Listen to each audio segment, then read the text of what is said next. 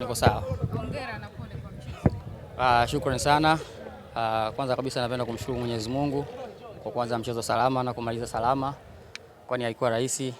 Kwa game walikuwa naitaka kwa kiasi kikubwa, kwa wamefanikiwa kupata magoli mawili, wamefanikiwa kuendelea kwa watu wanaofuata mbele. Hongera yao.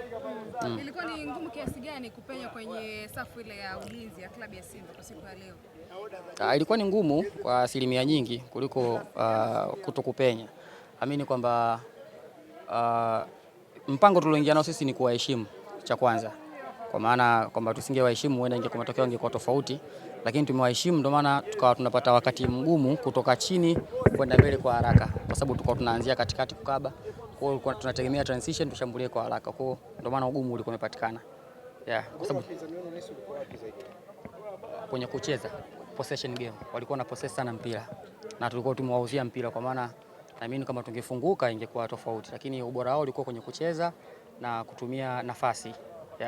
Ubora wenu namna ambavyo mmecheza umetokana pia na ahadi ambazo mliwekewa ama ni kawaida yenu?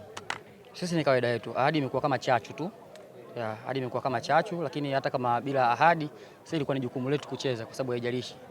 Mchezo gani kwa upande wa mpinzani wenu ambaye aliwapa wakati mgumu sana kwa mchezo? Kwa kipindi cha kwanza, of course wachezaji wote. Lakini kwa kipindi cha kwanza sana kulikuwa kuna huyu anacheza right wing, nani jezi namba 7 Henry Basegei, na yule jezi namba 10 na Luemba kama sikosei. Wao ndio kidogo walikuwa wanachanganya sana rangi. Kama wengine walikuwa wanacheza sana basic. Wao walikuwa wanafanya sana interchange, mobility nyingi nini. Walikuwa wanajaribu kutu. Ndio wao wamecheza follow nyingi sana kama walikuwa wamefuatilia. Kwa sababu tulikuwa tumeweka hiyo mid block, low block. Lakini wao ndio wakajaribu kufungua hizo pin code zetu.